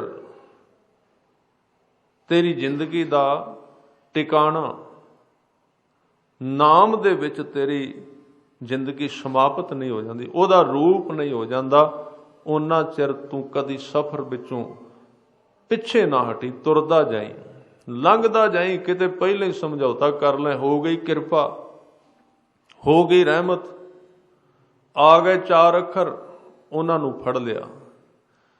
ਕਿਸੇ ਨੇ ਫੜ ਲਿਆ 4 ਪਲਾਟਾਂ ਨੂੰ, ਕਿਸੇ ਨੇ ਫੜ ਲਿਆ 4 ਏਕੜ ਜ਼ਮੀਨ ਨੂੰ, ਕਿਸੇ ਨੇ ਫੜ ਲਿਆ ਅਹੁਦੇ ਨੂੰ, ਕਿਸੇ ਨੇ ਫੜ ਲਿਆ ਗਿਆਨ ਨੂੰ, ਕਿਸੇ ਨੇ ਫੜ ਲਿਆ ਧਿਆਨ ਨੂੰ। ਰੱਬ ਦੀ ਤੇ ਗੱਲ ਹੀ ਨਿਕਲ ਗਈ ਵਿੱਚੋਂ,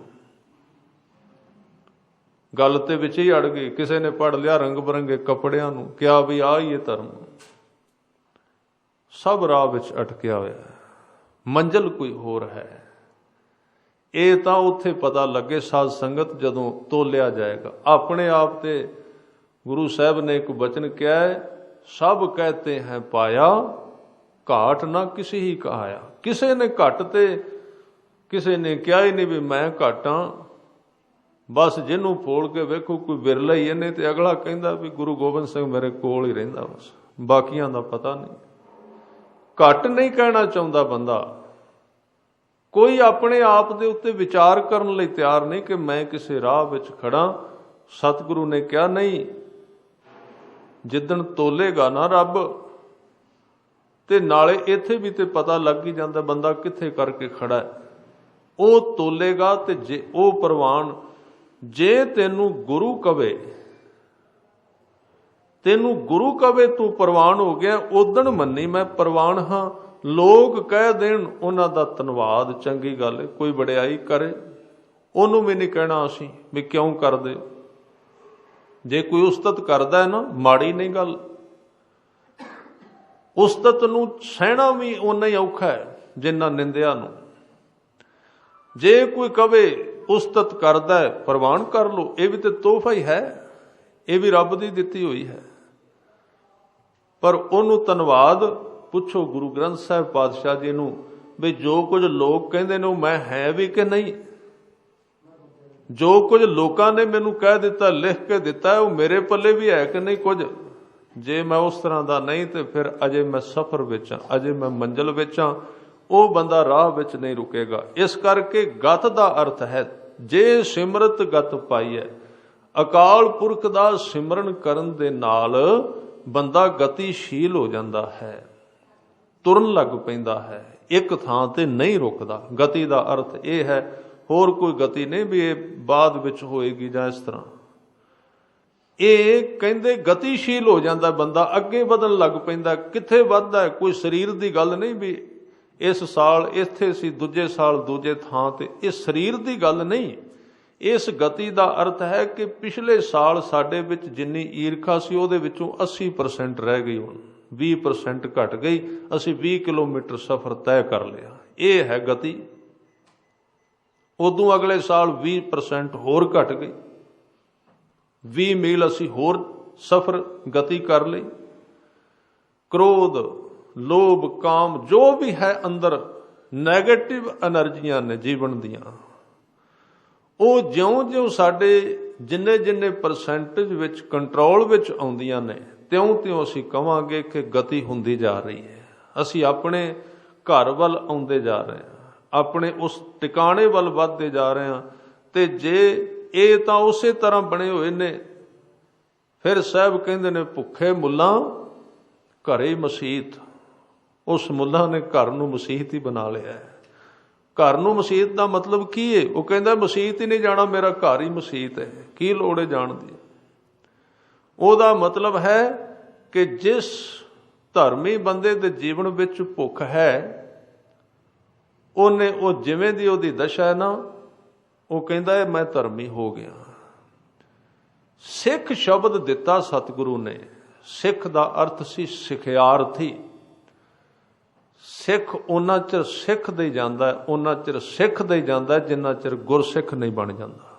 ਉਹਨਾਂ ਚਿਰ ਸਿੱਖੀ ਜਾਂਦਾ ਤੇ ਸਿੱਖ ਤੇ ਬਣਿਆ, ਬਸ ਥੋੜਾ ਜਿਹਾ ਕੀਤਾ ਤੇ ਪਰਤ ਕੇ ਕਵੇ ਮੈਨੂੰ ਕਿਸੇ ਦੀ ਸੁਣਨ ਦੀ ਲੋੜ ਨਹੀਂ।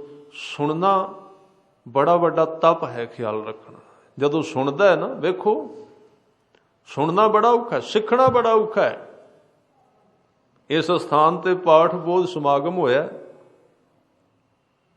ਤੇ ਬੰਦਾ ਹੋਵੇ ਗਿਆਨੀ ਧਿਆਨੀ, ਮੈਂ ਦੇਖਿਆ ਵੀ ਵਿਦਿਆਰਥੀ ਤੇ ਵਿਚਾਰੇ ਉਹਨਾਂ ਤੇ ਬਹਿਣਾ ਹੀ ਬਹਿਣਾ। ਤੁਸੀਂ ਕਿਸੇ ਹੋਰ ਨੂੰ ਕਹੋ ਜਿਹੜਾ ਚਾਰ ਗੱਲਾਂ ਕਿਸੇ ਨੂੰ ਸੁਣਾਉਂਦਾ, ਜਾਂ ਅਸੀਂ ਉਹਦੇ ਵਿੱਚ ਹੀ ਆਉਂਦੇ ਹਾਂ, ਜਾਂ ਸਾਡੇ ਇਸ ਸ਼ਹਿਰ ਦੇ ਵਿੱਚ ਕਿੰਨੇ ਗ੍ਰੰਥੀ ਸਿੰਘ ਨੇ। ਚਲੋ ਕਈਆਂ ਕੋਲ ਤੇ ਯੋਗਤਾ ਹੈ ਬਾਣੀ ਪੜ੍ਹਨ ਦੀ। ਮੈਂ ਸੋਚਣਾ ਵੀ ਇੰਨਾ ਵੱਡਾ ਕੰਮ ਹੋਇਆ ਹੈ, ਤੁਸਾਂ ਕੋਈ ਗ੍ਰੰਥੀ ਸਿੰਘ ਵੇਖਿਆ ਵਿੱਚ ਆ ਕੇ ਵੀ ਸੰਥਿਆ ਲੈਂਦਾ ਹੋਵੇ ਵੀ ਮੈਨੂੰ ਵੀ ਅਜੇ ਲੋੜ ਹੈ, ਲੋੜ ਹੈ ਅਜੇ ਵੀ? ਨਹੀਂ ਲੈਗਾ, ਕਿਉਂਕਿ ਸਿੱਖਣਾ ਹੰਕਾਰ ਨੂੰ ਆਪਣੇ ਨੂੰ ਤੋੜਨਾ। ਬਈ ਅੱਗੇ ਬਹਿਣ ਦਾ ਮਤਲਬ ਹੈ ਮੈਨੂੰ ਆਉਂਦਾ ਨਹੀਂ, ਮੈਨੂੰ ਨਹੀਂ ਆਉਂਦਾ। ਸਿੱਖ ਦਾ ਮਤਲਬ ਜੋ ਸਿੱਖਣ ਲਈ ਤਿਆਰ ਹੈ। ਹਾਂ, ਕਈ ਵਾਰੀ ਫਿਰ ਇਹ ਵੀ ਹੋ ਜਾਂਦਾ ਸਲਾਮ ਜਵਾਬ ਦੋਵੇਂ ਕਰੇ, ਮੁੱਢੋਂ ਕੁੱਥਾ ਜਾਏ। ਕਈ ਵਾਰੀ ਅਸੀਂ ਗੁਰੂ ਦੇ ਗਿਆਨ ਨੂੰ ਸੁਣਦੇ ਜ਼ਰੂਰ ਹਾਂ ਤੇ ਨਾਲ ਪੂਣੀ ਲੈ ਆਉਂਦੇ ਹਾਂ। ਆਉਂਦੇ ਜ਼ਰੂਰ ਆ ਗੁਰੂ ਕੋਲ, ਪੂਣੀ ਜੇਬ ਵਿੱਚ ਰੱਖੀ ਦੀ ਚਾਹ ਪੁੰਨ ਵਾਲੀ, ਬੜੀ ਬਰੀਕ ਜਾਲੀ ਵਾਲੀ। ਅਸੀਂ ਸ਼ਬਦ ਵੀ ਪੁਣ ਕੇ ਪੀਂਦੇ ਹਾਂ। ਜਿਹੜੇ ਸ਼ਬਦ ਸਾਨੂੰ ਚੰਗੇ ਲੱਗਦੇ ਨੇ ਉਹ ਸੁਣ ਲਈਦੇ ਨੇ, ਜਿਹੜੇ ਮਨ ਨੂੰ ਚੰਗੇ ਨਹੀਂ ਲੱਗਦੇ ਉਹ ਪੁਣ ਕੇ ਪਾਸੇ ਸਿੱਟ ਦਈਦੇ ਨੇ। ਪੁਣਿਆ ਹੋਇਆ ਗਿਆਨ ਕੰਮ ਨਹੀਂ ਦੇਗਾ, ਖਿਆਲ ਰੱਖ। ਗਿਆਨ ਦਾ ਅਰਥ ਹੈ ਜੋ ਮੇਰੇ ਮਨ ਦੇ ਉਲਟ ਹੈ ਉਹਨੂੰ ਅੰਦਰ ਲੈ ਕੇ ਜਾਣਾ, ਤਾਂ ਹੀ ਮਨ ਟੁੱਟੇਗਾ ਨਾ। ਜਿਹੜਾ ਮੇਰੇ ਵਿੱਚ ਪਹਿਲਾਂ ਹੀ ਠੀਕ ਹੈ ਉਸ ਗਿਆਨ ਨੂੰ ਕੀ ਕਰਾਂਗੇ? ਉਹਦੀ ਲੋੜ ਹੀ ਕੀ ਹੈ? ਜੋ ਮੈਂ ਪਹਿਲਾਂ ਹੀ ਕਰ ਚੁੱਕਾ ਉਹਨੂੰ ਕੀ ਅੰਦਰ ਲੈ ਕੇ ਜਾਣਾ? ਲੈ ਕੇ ਤੇ ਉਹ ਚੀਜ਼ ਅੰਦਰ ਜਾਣੀ ਜੋ ਮੈਂ ਕਰਨ ਲਈ ਤਿਆਰ ਨਹੀਂ, ਮੇਰਾ ਹੰਕਾਰ ਉਹਨੂੰ ਕਰਨ ਲਈ ਤਿਆਰ ਨਹੀਂ, ਉਹਨੂੰ ਲੈ ਕੇ ਜਾਣਾ। ਤੋੜੇਗਾ ਉਸ ਹੰਕਾਰ ਨੂੰ। ਇਸ ਕਰਕੇ ਗੁਰੂ ਸਾਹਿਬ ਕਹਿੰਦੇ ਗਤੀਸ਼ੀਲ ਉਹ ਹੋਵੇਗਾ। ਪਹਿਲੀ ਗੱਲ ਤੇ ਗਤੀਸ਼ੀਲ ਹੋਣਾ, ਤੁਰਨਾ, ਹੰਕਾਰ ਨੂੰ ਸੱਟ ਮਾਰਨੀ ਹੈ। ਕੋਈ ਆਵੇ ਕੋਈ ਕਹਿ ਦੇ ਜੇ ਤੇ ਤੂੰ ਰਾਹ ਵਿੱਚ ਹੀ ਬੈਠਾ, ਬੜਾ ਔਖਾ ਹੈ। ਗੁਰੂ ਸਾਹਿਬ ਦੇ ਕੋਲ ਗੁਰੂ ਤੇਗ ਬਹਾਦਰ ਸਾਹਿਬ ਜੀ ਦੇ ਨਾਲ ਇਤਿਹਾਸ ਪੜ੍ਹ ਕੇ ਵੇਖੋ, ਬੜੇ ਫਕੀਰ ਰਹਿੰਦੇ ਸਨ। ਜਦੋਂ ਸਤਿਗੁਰੂ ਇੱਧਰ ਗਏ ਨੇ, ਇੱਧਰ ਬਾਂਗਰ ਦੇਸ਼ ਵਿੱਚ ਦੌਰੇ ਤੇ, ਉਦਾਸੀ ਤੇ ਕਹਿ ਲਈਏ, ਪ੍ਰਚਾਰ ਕਰਨ ਹਿੱਤ, ਤਾਂ ਨਾਲ ਕਹਿੰਦੇ ਨੇ ਸੈਂਕੜਿਆਂ ਦੀ ਗਿਣਤੀ ਵਿੱਚ ਉਦਾਸੀ ਸੰਨਿਆਸੀ ਬੜੇ ਫਿਰਦੇ ਸਨ। 10 ਪਾਤਸ਼ਾਹੀਆਂ ਕੋਲ ਆਉਂਦੇ ਸਨ। ਕਾਹਦੇ ਲਈ ਆਉਂਦੇ ਸਨ? ਕਿਉਂ ਆਉਂਦੇ ਸਨ? ਲੋਕਾਂ ਨੇ ਤੇ ਕਹਿ ਦਿੱਤਾ ਸੀ ਤੁਸੀਂ ਸੰਨਿਆਸੀ ਹੋ। ਉਹਨਾਂ ਨੂੰ ਅੰਦਰੋਂ ਪਤਾ ਸੀ ਅਸੀਂ ਅਜੇ ਸੰਨਿਆਸੀ ਨਹੀਂ। ਇਸ ਕਰਕੇ ਇਮਾਨਦਾਰ ਲੋਕ ਸਨ ਜਿਹੜੇ ਗੁਰੂ ਕੋਲ ਸੰਨਿਆਸੀ ਬਣ ਕੇ ਵੀ ਆ ਗਏ। ਨਹੀਂ ਤੇ ਸੰਨਿਆਸ ਗਿਆਨ ਇਹ ਬੜੀ ਰੁਕਾਵਟ ਹੈ। ਲੋਕ ਕਹਿੰਦੇ ਨੇ ਹੁਣ ਮੈਂ ਦੂਜੇ ਨੂੰ ਕਵਾਂ ਇਹ ਗੱਲ, ਮੈਂ ਦੂਜੇ ਨੂੰ ਕਵਾਂ ਇਹ ਗੱਲ, ਮੈਨੂੰ ਤਾਂ ਲੋਕ ਆ ਕਹਿੰਦੇ ਨੇ। ਇਸੇ ਤਰ੍ਹਾਂ ਬੰਦਾ ਵੱਜ ਵਜਾ ਕੇ ਮਰ ਜਾਂਦਾ ਹੈ, ਉਹਦਾ ਹੰਕਾਰ ਟੁੱਟਦਾ ਨਹੀਂ। ਇਹ ਤੇ ਗੁਰੂ ਅਰਜਨ ਦੇਵ ਪਾਤਸ਼ਾਹ ਨੇ ਨਾ ਖਿਆਲ ਦੇਣਾ। ਇਹ ਤੇ ਗੁਰੂ ਅਰਜਨ ਦੇਵ ਜੀ ਦੇ ਹਿੱਸੇ ਹੀ ਆਇਆ ਹੈ। ਗੁਰੂ ਨਾਨਕ ਦੀ ਗੱਦੀ ਤੇ ਬੈਠੇ ਨੇ, ਗਿਆਨ ਉਹਨਾਂ ਵਿੱਚੋਂ ਫੁੱਟਦਾ ਹੈ, ਲੋਕਾਈ ਉਹਨਾਂ ਅੱਗੇ ਝੁਕਦੀ ਏ।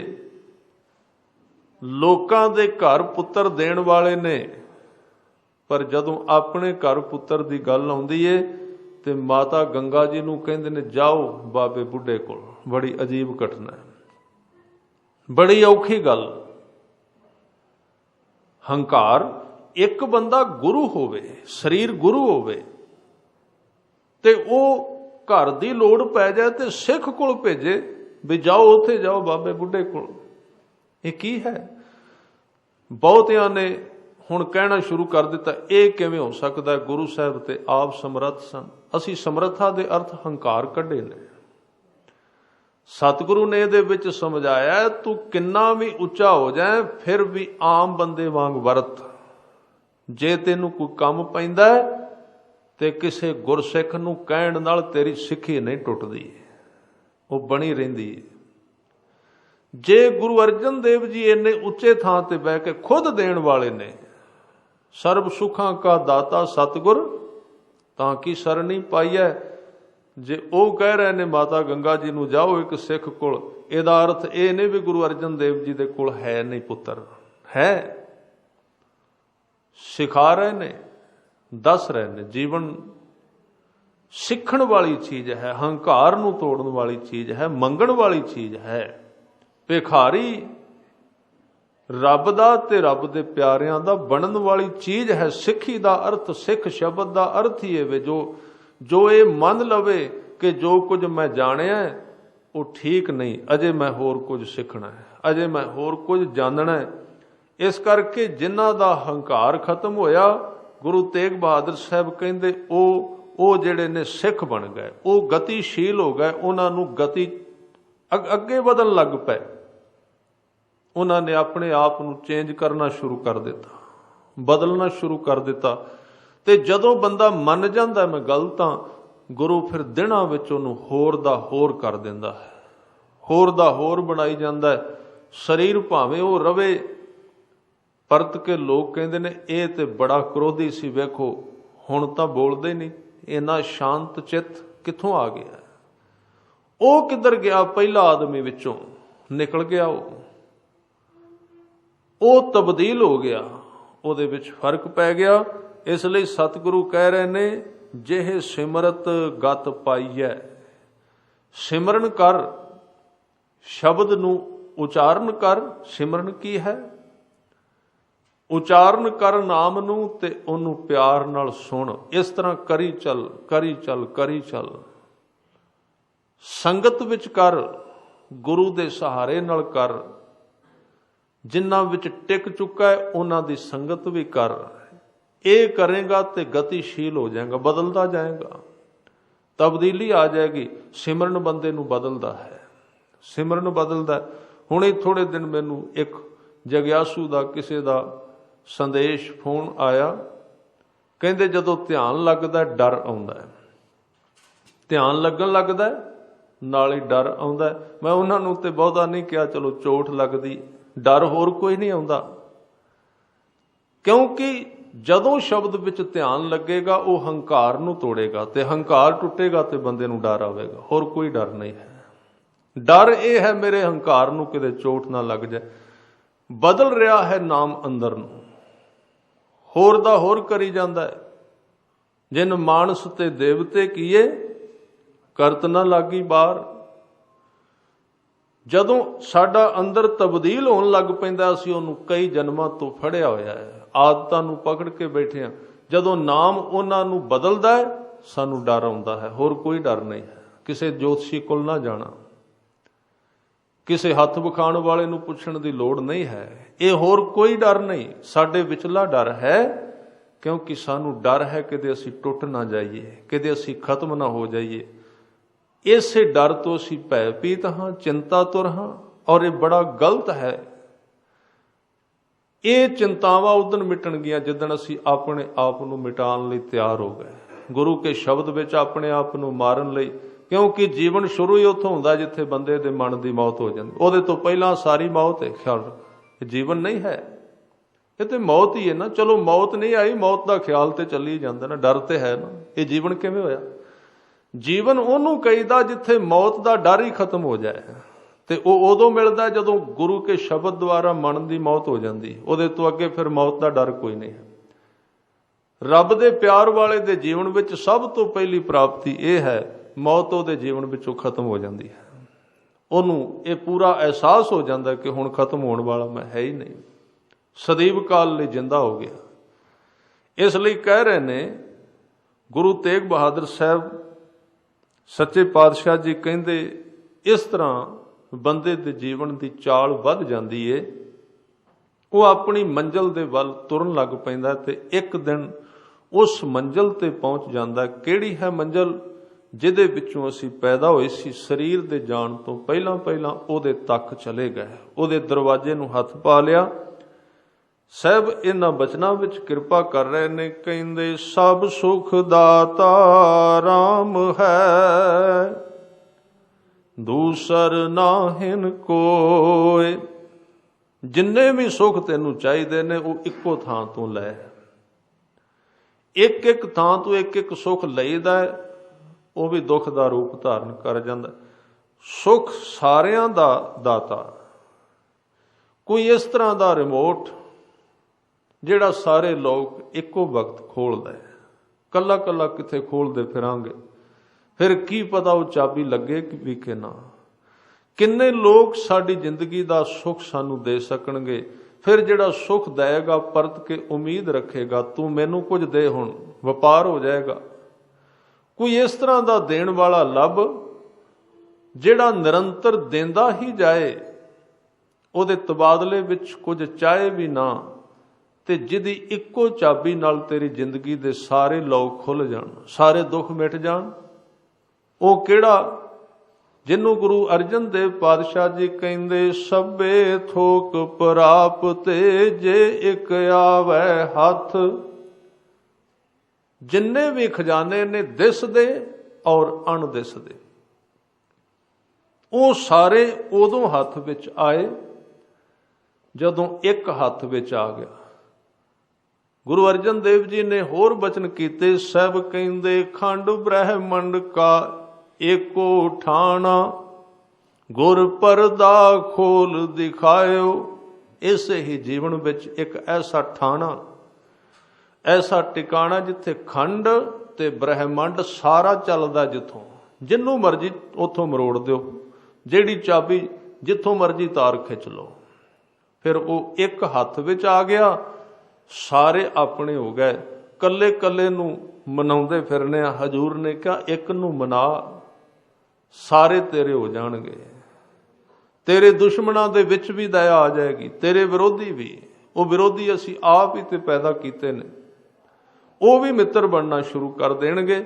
ਇਸ ਲਈ ਸਾਹਿਬ ਕਹਿੰਦੇ, ਸਭ ਸੁਖ ਦਾਤਾ ਰਾਮ ਹੈ, ਦੂਸਰ ਨਾਹਿਨ ਕੋਇ। ਦੂਸਰ ਸਭ ਸੁਖ ਦਾਤਾ, ਇੱਕ ਇੱਕ ਅੱਖਰਾਂ ਦੇ ਅਰਥ ਸਮਝੀਏ। ਸਾਰਿਆਂ ਸੁੱਖਾਂ ਦਾ ਦਾਤਾ ਦਾ ਅਰਥ ਦੇਣ ਵਾਲਾ ਰਾਮ, ਰਮਿਆ ਹੋਇਆ ਜਿਹੜਾ ਪਰਮਾਤਮਾ ਹੈ।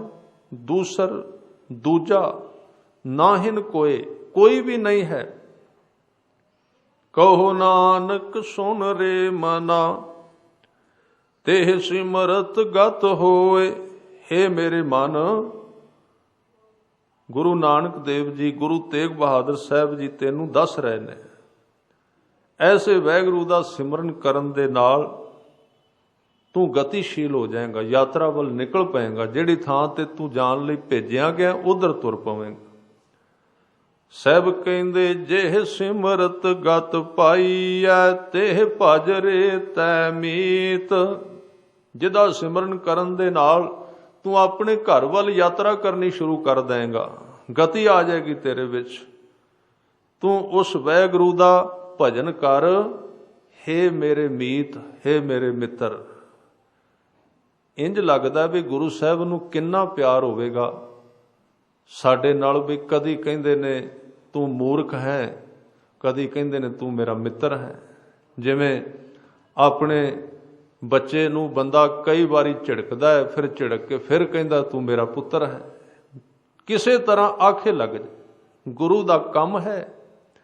ਇੱਥੇ ਕਹਿ ਰਹੇ ਨੇ ਤਿਹ ਭਜ ਰੇ ਤੈ ਮੀਤ, ਗੁਰੂ ਨੇ ਆਪਣਾ ਦੋਸਤ ਹੀ ਬਣਾ ਲਿਆ, ਮਿੱਤਰ। ਜਿਵੇਂ ਦੋ ਜਣੇ ਇਕੱਠੇ ਤੁਰਦੇ ਨੇ, ਮਿੱਤਰਤਾ ਹੈ। ਕਹਿੰਦੇ ਉਹਦਾ ਸਿਮਰਨ ਕਰ। ਕਉ ਨਾਨਕ ਸੁਣ ਰੇ ਮਨਾ, ਔਦ ਘਟਤ ਹੈ ਨੀਤ। ਹਰ ਰੋਜ਼ ਔਦ, ਔਦ ਦਾ ਅਰਥ ਹੈ ਉਮਰ, ਘਟਦੀ ਜਾ ਰਹੀ ਹੈ। ਇੱਕ ਇੱਕ ਦਿਨ ਕਰਕੇ ਗੁਜ਼ਰਦਾ ਜਾ ਰਿਹਾ ਹੈ, ਇੱਕ ਇੱਕ ਮਹੀਨਾ ਕਰਕੇ ਨਿਕਲ ਗਿਆ। ਇਸ ਪ੍ਰਤੀ ਤੂੰ ਜਾਗਣਾ ਕਰ। ਦੂਸਰੇ ਜਿਹੜੇ ਸ਼ਲੋਕ ਨੇ ਥੋੜੇ ਜਿਹੇ ਅਰਥ, ਪਿਛਲੇ ਦੋ ਸ਼ਲੋਕ 7 ਤੇ 8 ਨੰਬਰ। ਸਹਿਬ ਕਹਿੰਦੇ ਤਨ ਧਨ ਜਿਹ ਤੋ ਕਉ ਦਿਓ, ਤਾਂ ਸਿਓ ਨੇਹੋ ਨਾ ਕੀਨ। ਜਿਨੇ ਤੈਨੂੰ ਸਰੀਰ ਦਿੱਤਾ ਹੈ, ਸਰੀਰ ਦੇ ਗੁਜ਼ਰਾਨ ਵਾਸਤੇ ਧਨ ਦਿੱਤਾ, ਤੇ ਸੰਪੇ ਦੇ ਅਰਥ ਨੇ ਸੰਪत्ति ਦਿੱਤੀ ਹੈ। ਸੁਖ ਦਿਓ, ਕਈ ਪ੍ਰਕਾਰ ਦੇ ਸੁਖ ਵੀ ਦਿੱਤੇ ਨੇ। ਅਰ ਜਿਹੇ ਨੀਕੇ ਧਾਮ, ਨੀਕੇ ਦਾ ਅਰਥ ਹੈ ਸੁੰਦਰ, ਧਾਮ ਦੇ ਅਰਥ ਨੇ ਮਕਾਨ ਆਦਿਕ, ਇਹ ਸਾਰਾ ਕੁਝ ਦਿੱਤਾ ਹੈ। ਸਹਿਬ ਕਹਿੰਦੇ ਤਨ ਧਨ ਜਿਹ ਤੋ ਕੋ ਦਿਓ, ਤਾਂ ਸਿਓ ਨੇਹੋ ਨਾ ਕੀਨ। ਤੂੰ ਕਦੀ ਉਹਦੇ ਨਾਲ ਪਿਆਰ ਨਹੀਂ ਕੀਤਾ। ਕਉ ਨਾਨਕ ਨਰ ਬਾਵਰੇ, ਅਬ ਕਿਉਂ ਡੋਲਤ ਦੀਨ। ਹੇ ਕਮਲੇ ਮਨੁੱਖ, ਫਿਰ ਤੈਨੂੰ ਡੋਲਣਾ ਪਏਗਾ, ਫਿਰ ਤੂੰ ਡੋਲੇਗਾ ਤੇ ਦੀਨ ਹੋ ਜਾਏਗਾ, ਵਿਚਾਰਾ ਤੇਰੇ ਕੋਲ ਕੁਝ ਨਹੀਂ। ਹੁਣ ਕਿਉਂ ਤੂੰ ਡੋਲ ਰਿਹਾ? ਇਹਦੇ ਅਰਥ ਇਹ ਵੀ ਨੇ। 7ਵਾਂ ਸ਼ਲੋਕ ਹੈ। ਫਿਰ ਕਹਿੰਦੇ ਤਨ ਧਨ ਸੰਪੈ ਸੁਖ ਦਿਓ, ਅਰ ਜਿਹ ਨੀਕੇ ਧਾਮ। ਸੋਹਣੇ ਮਕਾਨ ਵੀ ਦਿੱਤੇ। ਅਖੀਰ ਤੇ ਕਿਹਾ ਕਉ ਨਾਨਕ ਸੁਣ ਰੇ ਮਨਾ, ਸਿਮਰਤ ਕਾਹੇ ਨਾ ਰਾਮ। ਹੇ ਮੇਰੇ ਮਨ, ਫਿਰ ਵੀ ਤੂੰ ਇਸ ਤਰ੍ਹਾਂ ਦੇ ਪਰਮਾਤਮਾ ਨੂੰ ਸਿਮਰਦਾ ਕਿਉਂ ਨਹੀਂ? ਉਹਨੂੰ ਯਾਦ ਕਿਉਂ ਨਹੀਂ ਕਰਦਾ? ਉਹਦਾ ਨਾਮ ਕਿਉਂ ਨਹੀਂ ਜਪਦਾ? ਆਓ 1-2 ਮਿੰਟ ਵਾਸਤੇ ਸਾਂਝ ਪਾਈਏ। ਸਾਰਿਆਂ ਨੇ ਕਿਰਪਾ ਕਰਨੀ। ਵਾਹਿਗੁਰੂ ਵਾਹਿਗੁਰੂ ਵਾਹਿਗੁਰੂ ਵਾਹਿਗੁਰੂ।